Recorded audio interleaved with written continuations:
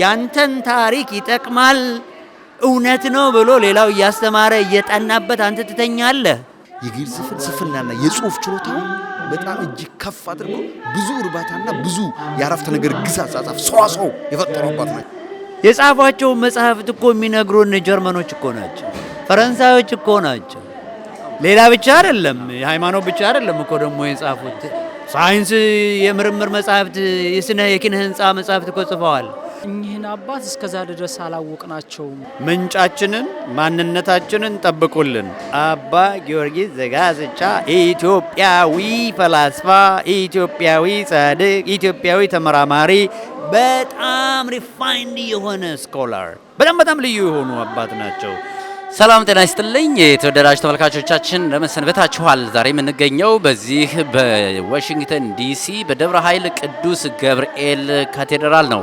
በዚህ አንድ ታላቅ መርሃ ግብር እንዳለ ሰማን። ይህ መርሃ ግብር ደግሞ የታላቁ የሊቁ አባታችን ኢትዮጵያዊ ቄርሎስ የተሰኙት የአባ ጊዮርጊስ ዘጋስጫ 600 ዓመት የእረፍት በዓላቸውን ለመዘከር በርካታ ምእመናን ወደዚህ ተገኝተዋል። አባ ጊዮርጊስ ዘጋስጫ ኢትዮጵያዊ ቄርሎስ የሚሰኙ የመምህራኑ አንደበት ኢትዮጵያዊ ሊቅ ጻድቅ አባት ናቸው። ከዛሬ 600 ዓመት በፊት በወሎ ክፍለ ሀገር ትውልዳቸው የሆነ እኒህ ጻድቅ አባት እንደምትመለከቱት ከ60 በላይ መጽሐፍትን የጻፉ አባት ናቸው።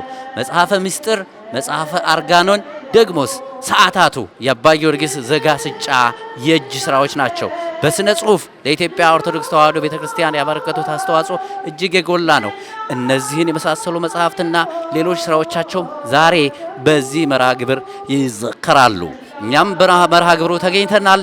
ከአልፎ አልፎ የመርሃ ግብሩ አዘጋጆች፣ አስተባባሪዎች እንዲሁም ደግሞ በመርሃ ግብሩ ላይ የቀረቡ ጽሁፎችና ጥናታዊ ጽሁፎችንም ወደ እናንተ የምናደርስ ይሆናል። ተከታተሉን።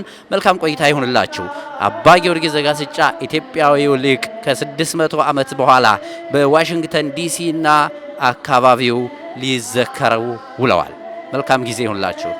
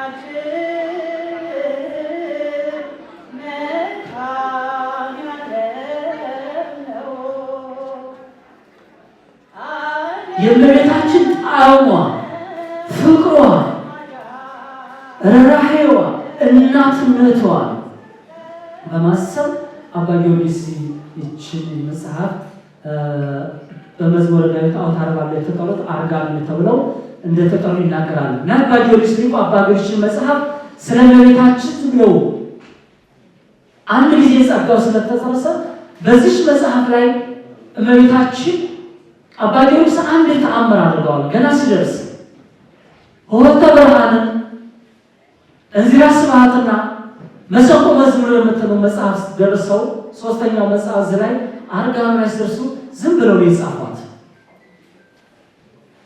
እመቤታችን መጣችባና ሌሊቱን ሙሉ መጽሐፏን አጠፋችባቸው። አሁንም በሚቀጥለው ቀን ደግሞ ጻፉ፣ አሁንም አጠፋችባቸው። በሶስተኛው እመቤቴ ሆይ ቺ ወለው ስለምንድን ነው ብለው ወደ እመቤታችን መጠየቅ ጀመሩ።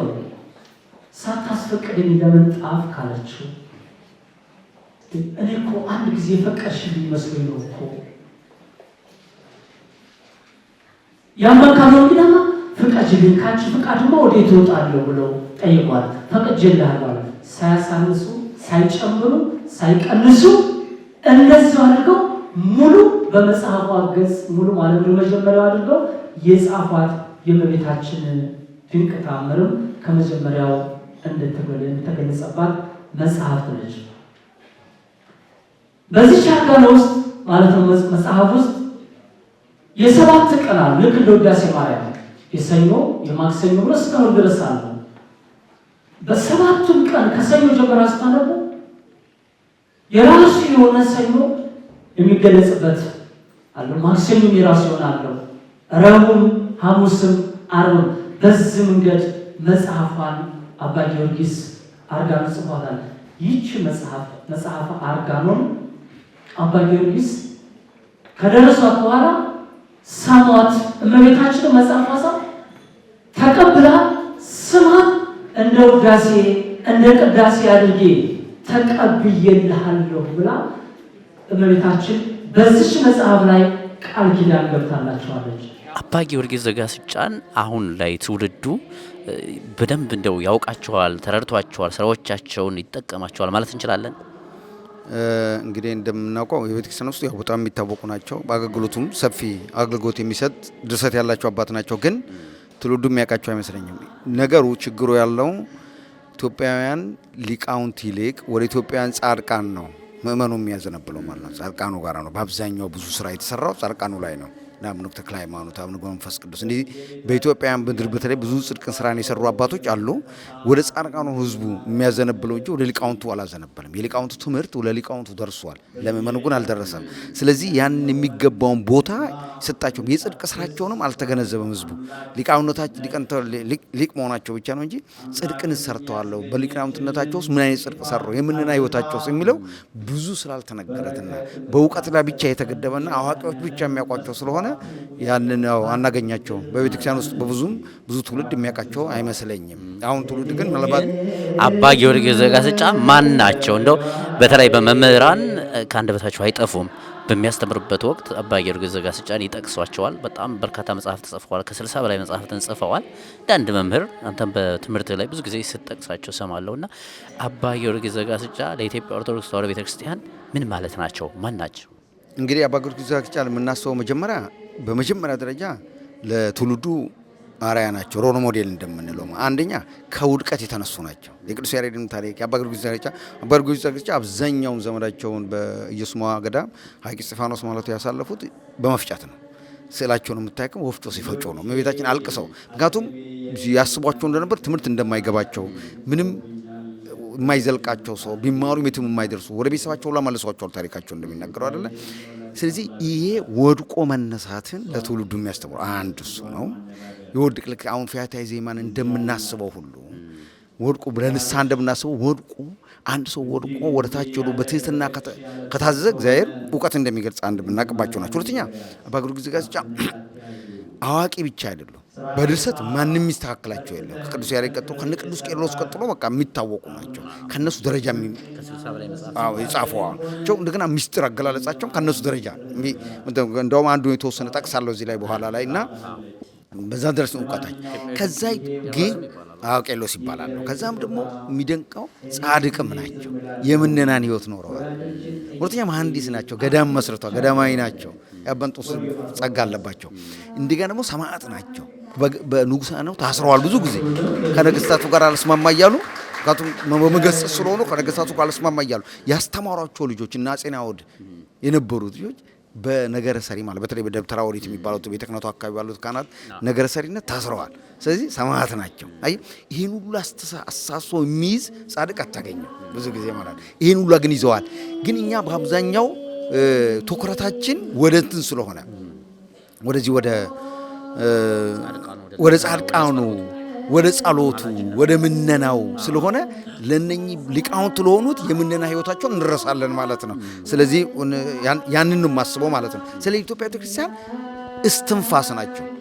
በጸሎት በተለይ ቅዳሴው መጀመሪያ ሲዘጋጅ በኢትዮጵያ ኦርቶዶክሳውያን ቅዱስ ዳዊት፣ ቅዱስ ያሬድም ሌሎቹም አባቶቻችን ሲያዘጋጁ በዜማ ያዘጋጁት ስትራክቸር ዳርገው ግን መልክ ሰጥተውት ቅድም አባቶቻችን ሲናገሩ ሰምተሃል። ጸሎትን አስገብቶ ጸሎታትን መካከል እያስገቡ መልክ ሰርተው በዚህ በሰዓታቱን እንደምታየው ስትራክቸር ሰጥተው የሰሩት ግን አባ ጊዮርጊስ ዘጋስጫ ናቸው። ምክንያቱም ያው አሁን ያለፍንበውን ዘመን እንመልከት። ከንትን ስነሳ 5ኛው ክፍለ ዘመን ላይ በጣም ወርቃማ ዘመን ነበር የኢትዮጵያ ኦርቶዶክስ ተዋሕዶ ቤተክርስቲያን ማለት ነው። ከ6ኛው ክፍለ ዘመን እስልምና ወደ ከሩቅ ምስራቅ ከመካከለኛው ምስራቅ ወደ ኢትዮጵያ በመጣበት አካባቢ ላይ ኢትዮጵያ ኦርቶዶክስ ቤተክርስቲያን በጣም እየተዳከመች ከሌላው ዓለም እየተለየች ብዙዎቿን ወደቦቿን እያጣች እንዲህ ችግር ላይ የነበረችበት ጊዜ ስለነበረ ከዛ በመሃል ደግሞ ዮዲት ተነሳች። ዮዲት ሙሉውን መሰረታዊ የሆነውን ዕውቀት ነው ያነሳችው። ሙሉውን ነው ያጣችው ማለት ቤተክርስቲያን ያንን ዕውቀቷን ያን ዕውቀቷን መሰረት የሆኑት አባ ገብረ መንፈስ ቅዱስ መጡ ከግብጽ። ከዛም በኋላ አባ ተክለ ሃይማኖት ደግሞ ተነሱ። ጻድቃን አፈሩ፣ በጣም ብዙ ተማሪዎችን አፈሩ። ከነሱ በኋላ እና አባ ሞዓ ተነሱ ማለት ነው። አባ ሞዓን ስናያቸው ከነሱ በኋላ እንግዲህ አባ ሞዓ ድጋሚ ነው ያንን ዕውቀት ወደ ቦታው ለመመለስ ጥረት የደረጉበት በሐይቅ እስጢፋኖስ የተሰራው ስራ ማለት ነው። ያንን ህይወት የዘሩበት ኢትዮጵያዊ መልክ እንዲኖረው እና ኢትዮጵያዊ ዕውቀት መሰረት እንዲኖረው በኢትዮጵያውያን ውስጥ ቴዎሎጂያን አሉ ወይ? ምክንያቱም ዓለም የሚወቅሰን በነገራችን ላይ ኢትዮጵያውያን ትቀበላላችሁ እንጂ ምንም ለዓለም የሰጣችሁት የለም ነው የሚሉት። ግን እንደ አባ ጊዮርጊስ ዘጋስጫ አንዱ ከቅዱስ ያሬድ ቀጥሎ አባ ጊዮርጊስ ዘጋስጫ ነው የኢትዮጵያን ቴዎሎጂ ለዓለም የሰጡት ማለት ነው። ስለዚህ በዚህ መልክ ለኢትዮጵያ ቤተክርስቲያን የዕውቀት እስትንፋስ ናቸው ብዬ ነው የምገልጻቸው ማለት ነው። አባ ጊዮርጊስ ዘጋስጫ የሚታወቁት በኢትዮጵያዊ ሊቅነታቸው ነው። በተለይ በስነ ጽሁፍ በ14ኛው በ13ኛው መቶ ክፍለ ዘመን ጀምሮ 14ኛው መቶ ክፍለ ዘመን እጅግ በጣም ወርቃማ ጊዜ የሚባል ነው ለኢትዮጵያ እና ከነዚህ ከወርቃማ ጊዜያቶች ውስጥ ተፈልፍለው ቢፈለጉ የሚገኙት እኚህ ልዩ እንቁ የሆኑ ኢትዮጵያዊ ጸሐፊ ደራሲ ናቸው። የእሳቸው ስነ ጽሁፎች አያሌ ናቸው። በነገረ መለኮት በለው፣ በምስጋና በለው፣ በጸሎት በለው፣ ሰዓታት የሚባል የሌሊት ጸሎት አለ። የፍልሰታን የእመቤታችንን የጾም ጊዜ የሌሊት ጸሎት የምናደርሰው ሰዓታት ነው። ሰዓታቱ ደግሞ በጣም በጣም በጣም የሚደንቅህ ነው።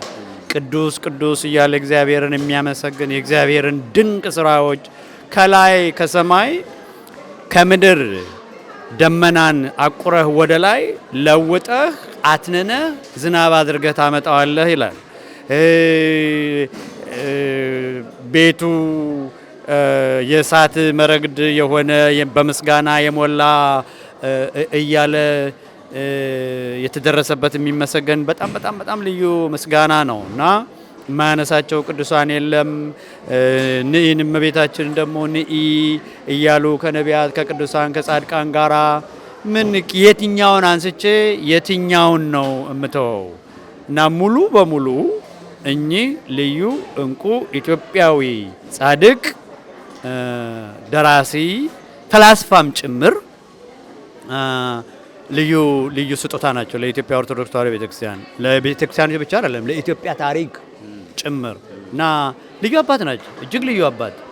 እንግዲህ እኒህ የመሰሉ ጻድቅ ልዩ አባት ኢትዮጵያዊ ቄርሎስ እየተባሉ የሚወደሱ አባት እንደው ትውልዱ ልክ ቅዱሳንን በሚያከብርበት ደረጃ ያከብራቸዋል፣ ያውቃቸዋል፣ ስራዎቻቸውን ይጠቀምባቸዋል ማለት እንችላለን? በፍጹም እንዴት ብሎ እኚህን የመሰሉ ከ30 በላይ 60 የሚጠጉ መጻሕፍትን የጻፉ ልዩ አባት በትውልድ የአባታችንን የአቡነ ተክለ ሃይማኖትን ኢትዮጵያዊ የወንጌል ብርሃን ያክል መታወቅ ነበረባቸው። እንደ ሌሎቹም በጸሎታቸው እንደጠቀሙን እንደ አቡነ ገብረ መንፈስ ቅዱስ መታወቅ ነበረባቸው። በተለይ ለትምህርተ መለኮት፣ ለመንፈሳዊ ትምህርት፣ ለሃይማኖት ትምህርት በጣም ትልልቅ አስተዋጽኦዎች ስላደረጉ በጽሁፋቸው ምስጢረ ሥጋዌ ተከራክረው እኮ ድል ያደረጉ በጣም ልዩ አባት ናቸው። የነገስታቱን ልጆች ሲያስተምሩ የነበሩ በምስጢረ ሥጋዌ በነገረ መለኮት የገነቡ ተከራክረው የሚረቱ አፍ የሚያስይዙ ታመው እንኳን በቃሬዛ እየወሰዱ ሃይማኖትን ተከራክረው እንዲረቱ ያደረጉ ልዩ አባት ናቸው። በተለይ በአፄ ዳዊት ዘመነ መንግስት ጊዜ እንደነበሩ ነው ታሪካቸው የሚያወሳው። ብዙ የነገስታት ልጆችን አስተምረዋል። ከሳቸውም ጋራ እንደዚሁ ብዙ ጊዜ ኖረዋል። ብዙ አያሌ መጻሕፍትን ጽፈዋል እና ዝክራቸው በደንብ ተነስቷል ወይ ተተንትኗል ወይ ተነግሯል ወይ የምርምርና የጥናት ተቋም በሳቸው ስም ተቋቁሟል ወይ ካልከኝ ዜሮ አለመታደል ነው። አሁን ግን ከጠየቀኝ በተለይ መጽሐፎቻቸው በጸሎት ብንሄድ አርጋኖን፣ በሰዓታቱ ብንሄድ ሰዓታቱ መቼም በየጊዜው የሚቆመው ሰዓታት የአባ ጊዮርጊስ ዘጋስጫ ነው። እንደዚህ ደግሞ አንተም እጅ ላይ የማየው መጽሐፈ ምስጢር እንዲህ መሳሰሉ ከ60 በላይ መጽሐፍት አሏቸው። በድርሰት በኩል የአባ ጊዮርጊስ ዘጋስጫ አስተዋጽኦ አበርክቶ ምን ይመስላል? ምን መጽሐፎች ከነበብኩት አንጻር ነው። አሁን የድርሰት ሰዎች ድርሰቱን ነው የሚናገሩት፣ ግዕዙንም የተማሩት ግዕዙ ሰዎች ናቸው መናገር ያለባቸው። ግን ካለችኝ እውቀት ሳስበው አባ ጊዮርጊስ ዘጋስጫ የግዕዝን ስነ ጽሁፍ ከአንድ ደረጃ በዛ 5ኛው ክፍለ ዘመን ከዛፍቻው በፊት የነበረውን ከፍ አድርገው ትልቅ ቦታ ያደረሱ ናቸው። ቀደም አባታችን ሲናገሩ ከሆነ የግዕዝን ጠንከር ያለውን የግዕዝ ንባብ የግዕዝ አካሄድ ለማጥናት ከፈለግ አርጋኖንን ማጥናት አለበት። አርጋኖንን ካላጠና አሁን አንድ የቅኔ ሰው ግዕዝ በጣም የሚችል ሰው አርጋኖን ውስጥ ያለውን የግስ እርባታ ነው የሚያጠናው። ግሱን እንዴት ነው ያረቡት?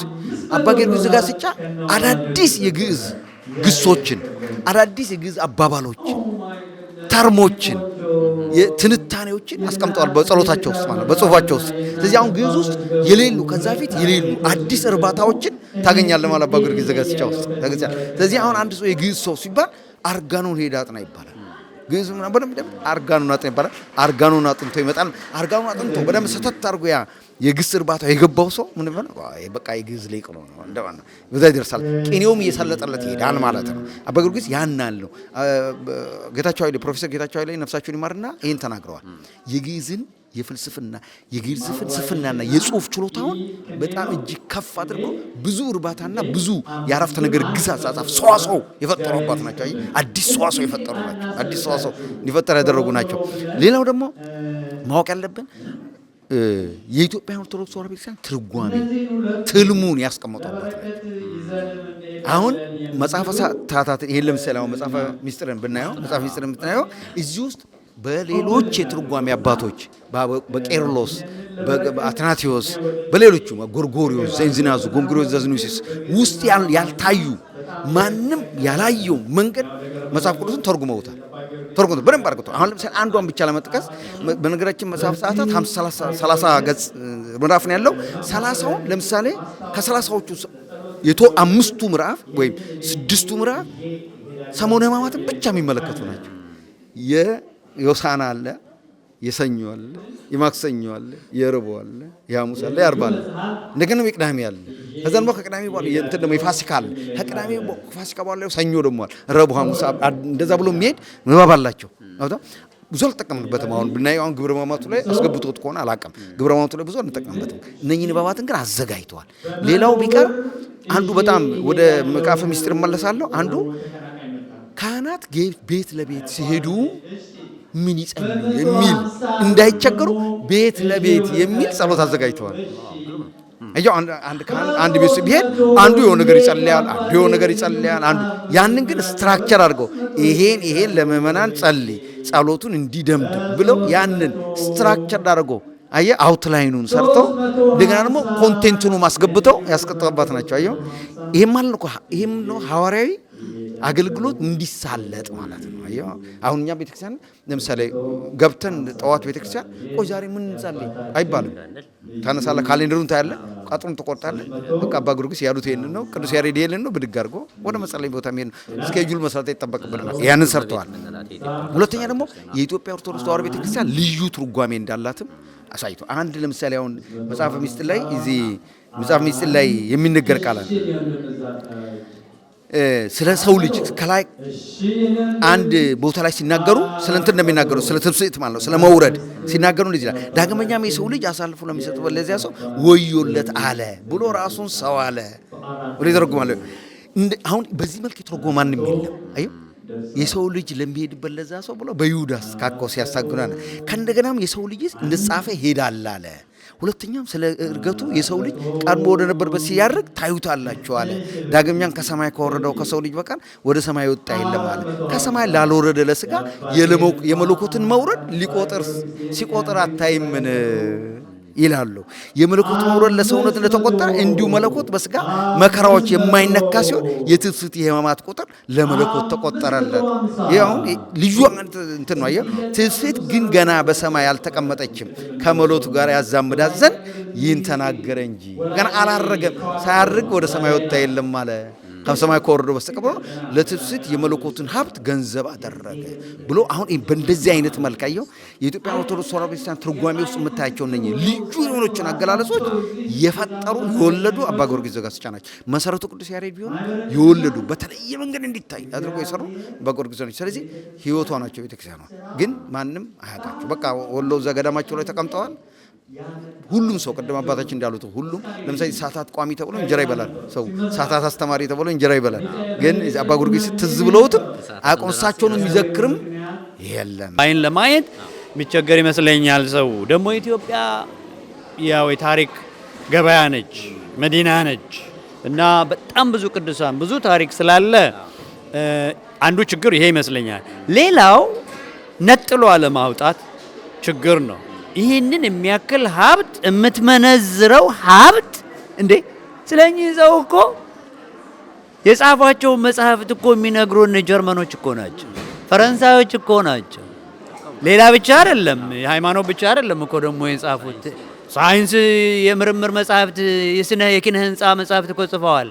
መጽሐፈ ፈውስ የሚባል የሕክምና መድኃኒቶች እጽዋትን በደንብ የሚተነትን መጽሐፍ እንዳላቸው ይነግረዋል ጀርመኖች። እና እኚህ ሰው የተጠቀሙ ሰው ናቸው፣ ጻድቅ ናቸው።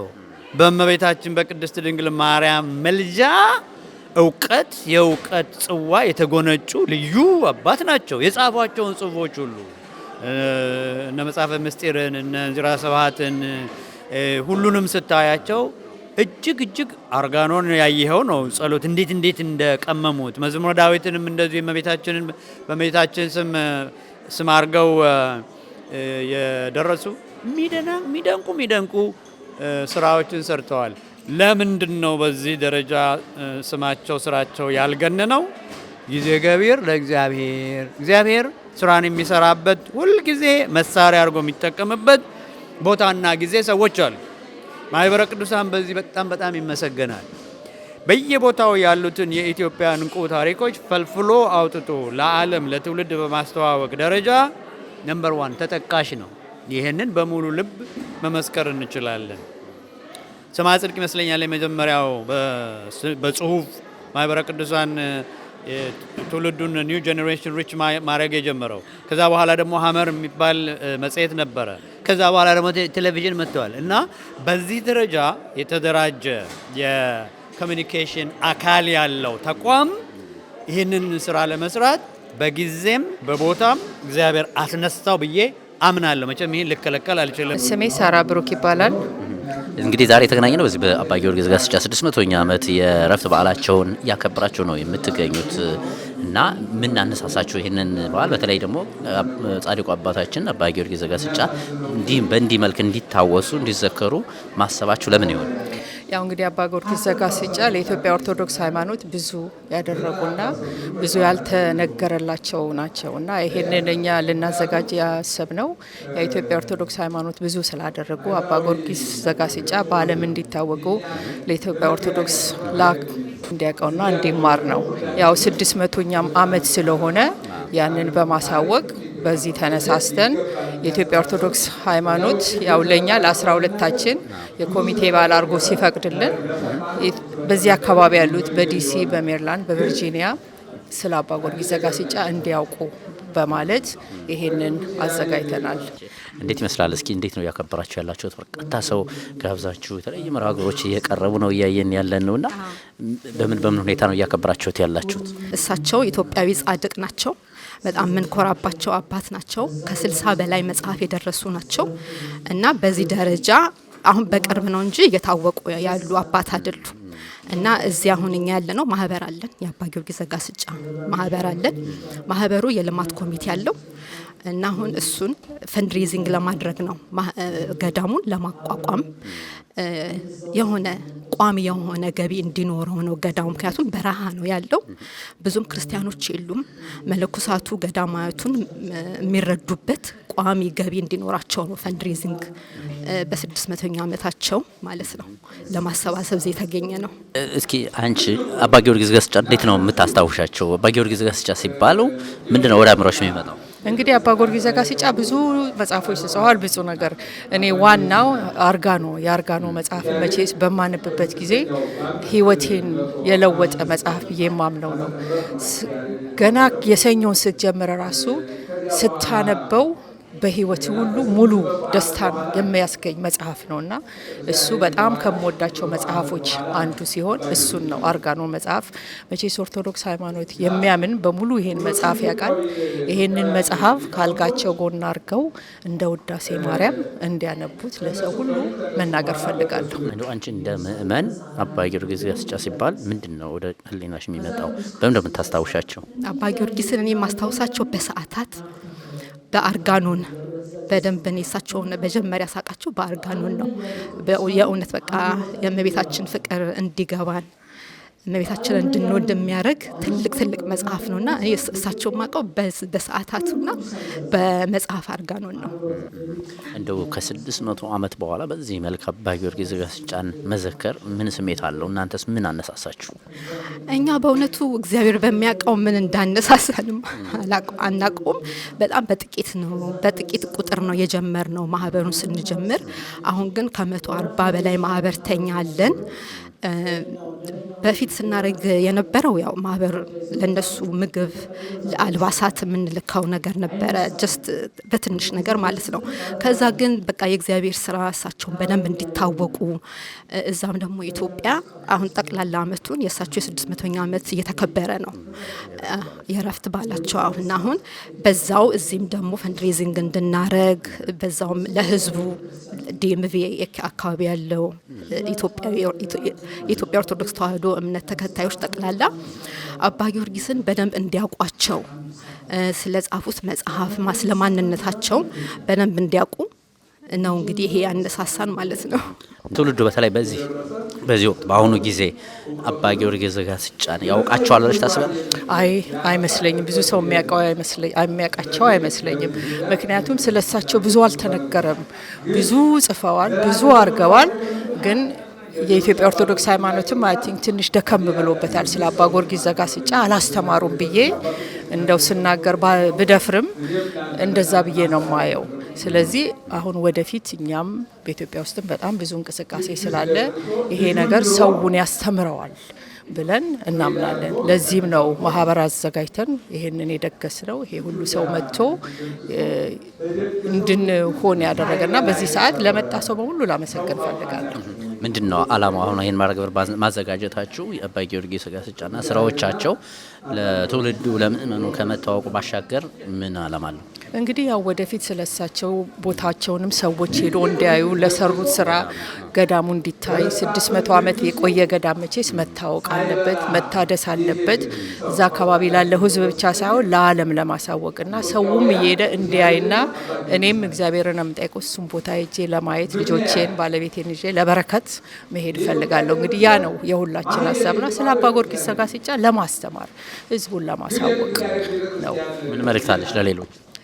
እንግዲህ መናገር የምፈልገው ኦርቶዶክስ ሃይማኖት ስንሆን ስለ አባ ጊዮርጊስ ዘጋስጫ ማወቅ እንዳለብን የኢትዮጵያ ኦርቶዶክስ ሃይማኖትም እንዲያስተምር እሱንም መጠየቅ እፈልጋለሁ። እኛም እያንዳንዳችን ማናቸው አባ ጊዮርጊስ ዘጋስጫ ብለን አሁን እንዲያም በየቲዩቡ በየቦታው ስላለ ሰው ያንን እንዲያይ እጠይቃለሁ። በጣም አመሰግናለሁ። እንደውም እዛ አካባቢ በዚሁ በበዓሉ የአባ ጊዮርጊስ ዘጋስጫ መጽሐፍትን እንዲሁም በገዳማት ውጤቶችን ለሽያጭም ለእይታም አቅርባችሁ እያየሁ ነበረ። ትንሽ ነገር እስኪ ስለ ስራዎቻቸው የያዛችኋቸው ነገሮች ምንድን ናቸው?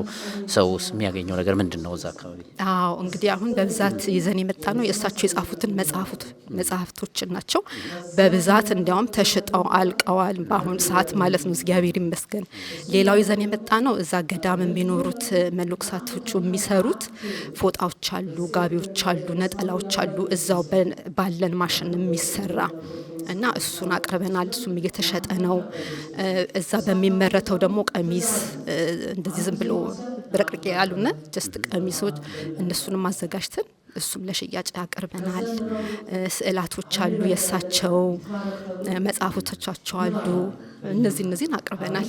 በዛሬው የጻድቁ አባታችን የአባ ጊዮርጊስ 600ኛ ዓመት መታሰቢያ በዓል ላይ ከህዝቡ የተረዳሁትና ያየሁት ነገር ቢኖር አባ ጊዮርጊስ ማን ናቸው የሚለውና ለኢትዮጵያ ኦርቶዶክስ ተዋሕዶ ቤተክርስቲያን ያበረከቱትን አስተዋጽኦ ገዳሙን በማየት ድርሰቶቻቸውን እዚህ ላይ ከገዳሙ የመጡትን ሁሉንም ነው ቅዱሳ ያሉትን አልባሳቱን እደ ጥበብ ሙያዎችን ሁሉንም ባየሰዓት በተለይ እስካሁን ጊዜ እስከዚህ ሰዓት ድረስ እኚህን የቤተክርስቲያን እንቁ ብርሃን ቤተክርስቲያን ከአመት እስከ አመት 365 ቀን ሙሉ የምትከፈተው የምትገለገለው በሳቸው ድርሰት መሆኑን ይሄ ህዝብ ዛሬ ሲረዳ ከህዝቡ ያገኘነው ምንድነው? ቁጭትን ነው። እንዴት እኚህን አባት እስከዛ ድረስ አላወቅናቸውም። እኛ የምናውቃቸው አርጋኖን በሚል የጸሎት መጽሐፍ ነው አብዛኛውን የምናውቃቸው። እንደው መምህራኑም ሊቃውንቱም በስብከት የሚጠቅሰው መጽሐፈ ምስጢርን ነው እያለ ዛሬ ግን እዚህ ስንሰማ ግን ብዙን የአባ ጊዮርጊስ ዘጋስጫ ድርሰቶቻቸውን ሰምተናል አይተናልም። ቤተክርስቲያንም እንደዚሁ የምትገለገለው ሁሉ ጊዜ በሳቸው ድርሰት እንደሆነ ተፈስሒ ብለው በእሁድም ለአዳም ፋሲካው ብለው እንደገና ደግሞ በዘወትርም ቀን ደግሞ ከሰኞ እስከ ቅዳሜ ያለውም ደግሞ እስከ ኪዳን ጸሎት ድረስ የሳቸው ድርሰት ነው። በመልካ ቁርባኑን ሁሉን በዛ ላይ ያሉት እዚህ የተዘረዘሩ ወደ 38 የሚሆኑ መጽሐፍት በተለይ ላይ ተዘርዝረው ያየናቸው እነዚህን ሲሰማ እስከ ዛሬ ድረስ እኚህን ጻድቅ ባለማወቃችን ከዚህ ሁሉ በረከት ደግሞ ተሳታፊ በመሆናችን አውቀን ባለመዘከራችን አውቀን ስማቸውን ባለመጥራታችን እስከ ዛሬ ድረስ በጣም ቆጭቶናል። ግን እግዚአብሔር ይመስገን ዛሬም አልመሸም። እኚህን ጻድቅ በሚገባ ተረድተን አውቀናቸዋል።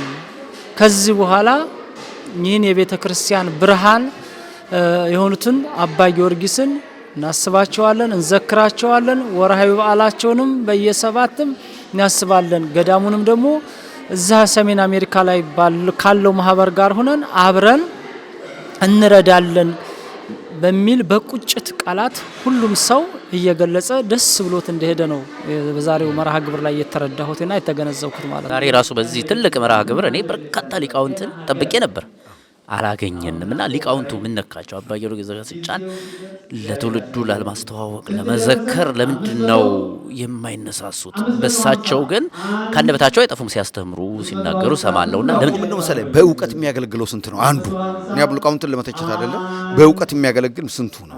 አወቀ ማን ነው ይሄን ያስተማረው? ታሪኩ ምንድነው ብሎ የሚያይ ስንቱ ነው ያለው? አንዱ መሰረቱ። ሁለተኛ ደግሞ አቴንሽኑ ነው። አሁን አቴንሽኑ በዚህ ዘመን አይተው ከሆነ የገንዘብ አቴንሽን ያለው፣ የፖፑላሪቲ አቴንሽን ያለው፣ የእውቅና አቴንሽን ያለው እንጂ ታሪኩን ወደ ላይ ይዞ መጥቶ ከሄን መንጫው ብሎ ማን ነው እኔ እንዱ እውቅና ያርጎ ሌሎችን የማሳወቅ ሌሎችን የመግለጽ አቴንሽን ብዙ ጊዜ ከቤተክርስቲያን ውስጥ ዞር እያለ ነው።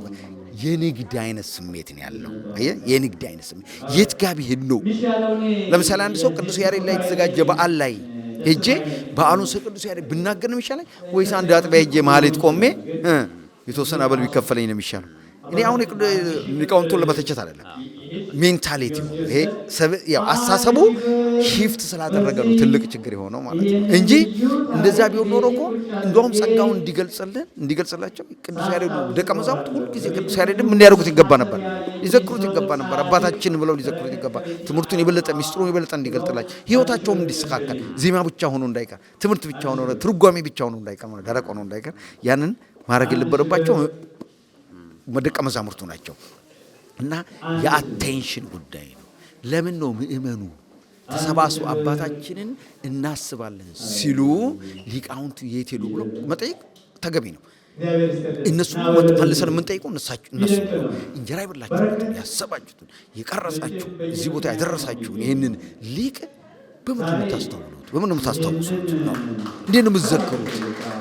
እንዴት ነው የምትዘክሩት ብለን ልንጠይቅ ይገባል ማለት ነው። እና ሁላችንም እንደዛ አስበን ነው መስራት ያለብን። ሊቀ ስዩማን እስኪ ደግሞ የሊቃውንቱን ሚና እኔ በእውነት የኢትዮጵያ ሊቃውንት አሁን ያሉ ሊቃውንት ያስተማሩ ያሉ ሊቃውንት በእያንዳንዳ ትምህርታቸው ላይ አባ ጊዮርጊስ ዘጋስጫን ሳይጠቅሱ አያልፉም። እኔም እንደምሰማው ግን ለምንድን ነው በምርምር እንደ ጽሁፎችን በማቅረብ በሴሚናር በተለያዩ ጉዳዮች ላይ አባ ጊዮርጊስ እንዲታወቁ ስራ ያልሰሩት ለምንድን ነው? በእኔ በኩል በዚህ ደረጃ የሚጠቀስ የተሰራ ነገር አለ ብዬ ስላላየው ነውና ሊቃውንቱ ለምንድን ነው በሳቸው መጽሐፍ፣ በሳቸው ትምህርት፣ በሳቸው ሰዓታት እየተጠቀሙ እሳቸውን ለምንድን ነው የረሱት? የምርምርና የወንበር ትምህርቶች፣ የዜማ ትምህርቶች መቀናበር ይፈልጋሉ። ቅኔ አሁን የምርምር ነው። ተፈላስፈህ ቆጥረህ አገናኝተ ታሪክ የምታመጣው አይምሮህን የምታሰፋበት አስተሳሰብህን አድማስህን የምታሰፋበት ትምህርት ነው። የትርጓሜ መጻሕፍት ደግሞ ጉባኤያት መምህራን የተማሩትን የሚሰጡህ የሚያስጨብጡህ ነው ትርጓሜ። ይሄኛው ግን የቅዱሳንን ታሪክ የተጻፉ ጽሑፎችን ቀምሮ ሰንዶ በየአረፍተ ዘመናቸው የተሰጡትን ትምህርቶች አሰማምሮ አቀነባብሮ ለማቅረብ ተቋም ይፈልጋል። ለምሳሌ የቅድስት ሥላሴ የነገረ መለኮት ትምህርት ቤት አንዱ አካል መሆን ያለበት የሊትሬቸርና የመጽሐፍ ቅዱስ ጥናት ምርምር መሆን ጭምር አለበት። የአዲስ ኪዳን ለብቻው አለ፣ የብሉይ ኪዳን አለ፣ የመጽሐፍት መነኮሳትና ሊቃውንት አለ። በጎን ደግሞ የቅዱሳን አባቶች ስራዎች፣ መድበሎች እየተሰበሰቡ የሚጠኑ ስለነሱ ደግሞ መንደርደሪያ እነሱን የሚያስተዋውቅ መንደርደሪያ ጽሁፎችን ማዘጋጀት የሚያስችል ተቋም መፍጠር ይቻላል። እንግዲህ አደረጃጀቱ እንዴት እንደሆነ አላቅም። ይሄ የነገረ መለኮት ትምህርት ቤቱ ስራ ሊሆን ይችላል። በጣም ጥሩ እድል ነው። ይሄም የዛሬው ስብስብ እኛም እኔንም ብትጠይቀኝ አሁን ያንን ቁጭት ያንን ስሜት ለመፍጠር እያደረግን ነው ያለ ነው። እዚህ ቁንጽል ነው የሚሆንብን። ከምንጩ ከቦታው ግን የተደራጀ የተዋቀረ በደንብ ተጠያቂ ያለው ስነ ጽሁፍ ቢዘጋጅ መድበል ቢዘጋጅ ይሄን ለማስተዋወቅ የሚዲያውን ማህበረሰብ አይቸገርም እና ድርሻቸው መወጣት አለባቸው ነው። ምንም ጥርጥር የለውም። በስነ ጽሁፍ ላይ ያሉት ሊቃውንት እንግዲህ አሁን ያቋቋሙን መምህር ስለዚህ አያውቁም አትላቸውም። ስለ አባ ጊዮርጊስ ተዛማጅ ነው በጣም ምስጋናዎቹ፣ ድርሰቶቹ በጣም ተዛማጆች ናቸው። የቅዱስ አባ ጊዮርጊስ ዘጋስጫ የቅዱስ ያሬድን ድርሰቶች፣ ዜማዎች እና ጽሁፎች አባ ጊዮርጊስ ዘጋስጫ በደንብ ተጠቅመውበታል። የአሁኑም ሊቃውንት አንተ እንዳልከው የኚህን አባት ስራዎች ማንነት በደንብ አጉልተው ማውጣት አለባቸው። ለዛ ስራ ገፊ ምክንያት ይፈልጋል። ያ ገፊ ምክንያት አሁን እዚህ ያለ ነው። በውጭ ዲያስፖራ ነው የሚሉን እነሱ። በውጭ የምንኖረው ኦርቶዶክሳውያን ኢትዮጵያውያን እየገፋን ነው ወደዛ። ምንጫችንን ማንነታችንን ጠብቁልን። አባ ጊዮርጊስ ዘጋስጫ ኢትዮጵያዊ ፈላስፋ፣ ኢትዮጵያዊ ጻድቅ፣ ኢትዮጵያዊ ተመራማሪ፣ በጣም ሪፋይንድ የሆነ ስኮላር፣ በጣም ልዩ የሆኑ አባት ናቸው። ብዙ ቦታ ታገኛቸዋለ። ቅዳሴው ላይ ታገኛቸዋለ፣ ሳታቱ ላይ ታገኛቸዋለ፣ ኪዳኑ ላይ ታገኛቸዋለ፣ ሊጦኑ ላይ ታገኛቸዋለ፣ መስተብቁ ላይ ታገኛቸዋለ። የቤተ ክርስቲያን አገልግሎት ውስጥ የሳቸው ስራ ብዙ ነው። የኚህን ሰው እየተጠቀምንበት ዜማውን፣ ጸሎትን እየተጠቀምንበት የሳቸውን ስራ አለማጥናት፣ አለማጉላት በደል ነው የሚመስለኝ። ምናልባት የዛሬው መርሃ ግብር ጥሩ መነሻ ይሆን? ጥርጥር የለውም። ደብረገነት መድኃኔዓለም ቤተክርስቲያን ማቃቸው በጣም የምወዳቸው ጠንካራ ምእመናን አሉበት። እነሱን ማመስገን እወዳለሁ። ሲጀመርም ጀምሮ 2018 ነው የመጣሁት። እኔ እዛ አቃቸዋለሁ። በረከታቸው ይድረሰን። መላከ ገነት ልሳነ ወርቅ ቡክ እሳቸው ጋር ነበርኩ። እሳቸው ጋር ነበር የምሰራው። አቃቸዋለሁ። ቤተክርስቲያኑ በጋራ ነው የሰራ ነውና እነዛው ልጆቻችን የሃይማኖት ፍሬዎች በተለይ እዛው ድረስ ሄደው ችግሩን የተገነዘቡ ተሰባስበው ነው ይሄን የጀመሩት።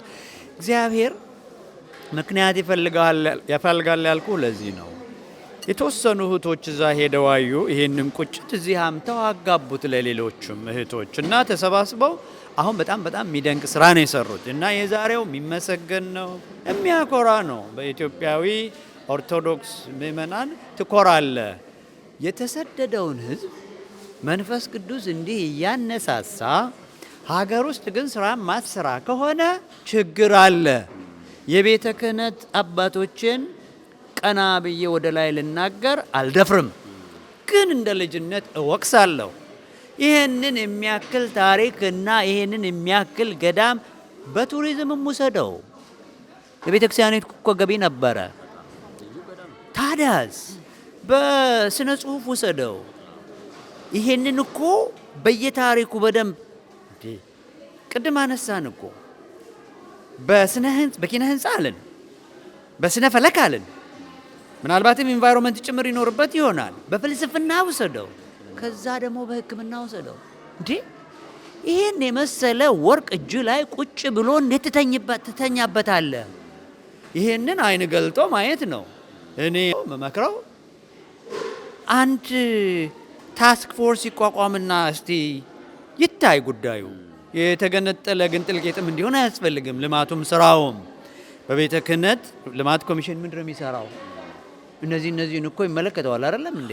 ውሃ በራሸን እርግጥ ሁሉም ቦታ ብዙ ቦታ ነው። ግን እንዲህ አይነቱን ታሪክ ጠገብ እንዲህ አይነቱ የኢትዮጵያ ቤተክርስቲያን በጣም የሚያጎላ ቦታ እንዴት ኢግኖር ታደርገዋለህ? እና ልማት ኮሚሽኑ ምንም ሊያየው ይገባል። ቤተ ክህነቱም እንደዚሁ የታሪክና ምርምር የሙዚየም ክፍል አለ። ምንድነው የሚሰራው? ይህንንም ማድረግ ይችላል። ማቀናጀት ይቻላል። ማህበረ ቅዱሳን ይለፋል። እዚህ በጣም ከፍተኛ ስራ ነው እየሰራ ያለው። ተባብሮ በቅንጅት መስራት ነው። ምእመናኑ ይሰራሉ። ተባብሮ በቅንጅት መስራት ነው። ኃይል እግዚአብሔር አዘጋጅቶ እውቀት፣ ክህሎት፣ ሙያ፣ ገንዘብ አሰባስቦ እያመጣለህ አሁንም ታንቀላፋለህ። ኢትዮጵያ ቤተ ክርስቲያን እኮ ስሪቷ እንዲህ አይደለም፣ ስንፍና አይደለም። የጀግኖች አባቶቻችን ቤት ነች። አሁንም ጥሬ አባቶቻችን ወንድሞቻችን ምንም አትጠብቁ፣ ተነሱ፣ ታጠቁ፣ እንዝመት ኢትዮጵያን ቤተክርስቲያን ለማዳን። ይሄ የአባቶቻችን የቅዱሳን የእነ አባ ጊዮርጊስ ዘጋስጫ አይነት ስነ ጽሁፍ ነው የኢትዮጵያን ታሪክ እንደገና የሚመልሳት። የጋራ ትርክት ያስፈልገናል አምናለሁ። የጋራ ትርክት ማንነትን ክዳህ አይደለም፣ እውነትን ሸምጥጣህ አይደለም። ኢትዮጵያን በየአረፍተ ዘመኑ ገናና ያደረጉ አባ ጊዮርጊስ ዘጋስጫን አይነት በስነ ጽሁፍ አፍሪካ ውስጥ እኮ የለም። የኔ ወንድም ማን ነው የምጠቅስልኝ? አምጣልኝ እስቲ።